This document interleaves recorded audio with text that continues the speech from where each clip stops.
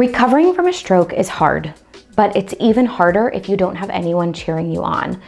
Today, let's talk about how to find your village of support. But before we get into it, did you know that almost 72% of people who watch this channel aren't subscribed?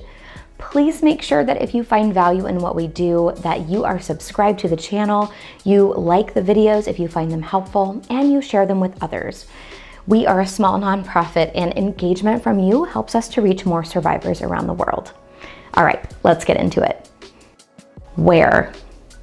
When it comes to finding social support after a stroke, there are more places than you think to start exploring.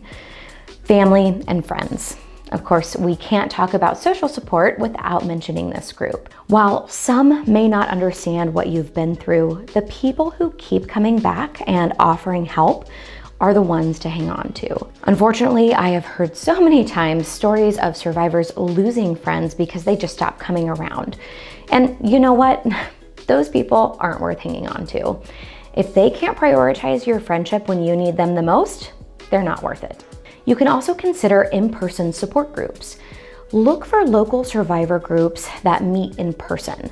These groups provide a safe and understanding space where survivors and even caregivers can share experiences, exchange tips, and offer emotional encouragement. Meeting face-to-face with others who have gone through something similar can be incredibly comforting and validating. You will also want to consider online support. Now, if you don't have any local support groups near you, the internet makes it easier than ever to connect with others. You can join online forums or social media groups that are dedicated to stroke recovery. And these digital communities can be a super valuable source of motivation, information, and camaraderie. You just want to make sure that as you look through different groups to find ones offering positive support. Unfortunately, there are groups out there that only take a very negative viewpoint. And while it can be helpful to complain together sometimes, getting involved in a negative group can have the opposite effect of support. Consider rehab hospital groups.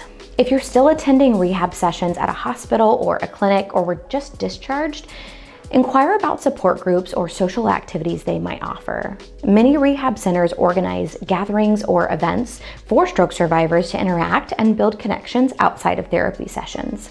You might also want to consider local community centers. Your local community center might have accessible programs or social gatherings, and these centers often host events and workshops that are tailored to the needs of people with disabilities and can provide an excellent opportunity to meet others in similar circumstances. The real deal. As you start building your social support network, you will encounter various types of people, but not all of them are going to be part of your true village. It's essential to identify those who genuinely support you and will stick by your side during this time. People who truly support you likely have certain characteristics, like being able to listen and empathize. They lend a compassionate ear and try to understand your feelings and struggles without judgment. They're going to offer practical help, whether it's assisting with your daily activities or tasks, going with you to appointments, or even helping provide transportation. They genuinely want to make your life easier. They're going to celebrate your progress. They take pride in your achievements, no matter how small, and cheer you on as you reach new milestones in your recovery. They're going to provide emotional support. They offer encouragement, positivity, and hope when you feel discouraged or overwhelmed. They respect your journey. They understand that recovery is unique and it's an individual process, and they support your decisions regarding your treatment and your self-care. The saying quality over quantity is especially true when it comes to finding support in your journey. It's better to have a small group of dedicated, understanding people than to have a large network of superficial connections. Finding your village after a stroke may not come easily for everyone, but it's really important for your emotional well-being and for your recovery. You can find support from various sources, like I've mentioned previously, but hold on to those who genuinely care about your journey and your well-being, because they're the ones that you want on your side. All right, everyone, that's it for today. Leave me a comment and share what your experience was like in finding your village after stroke. And as always, I'm going to leave a link down in the description if you'd like to sign up for the email list, which gets you free stroke recovery emails every week and a free copy of my ebook, The Stroke Recovery Pocket Guide.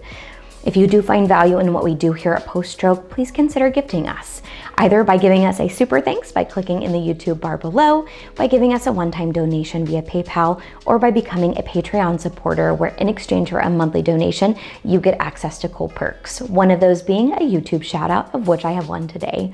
Thank you so much, Heather G, for continuing to contribute at the Empowerer level. We can't do what we do without you. And thank you to all of our other Patreon supporters. Thank you all so much for watching. I'll see you next time.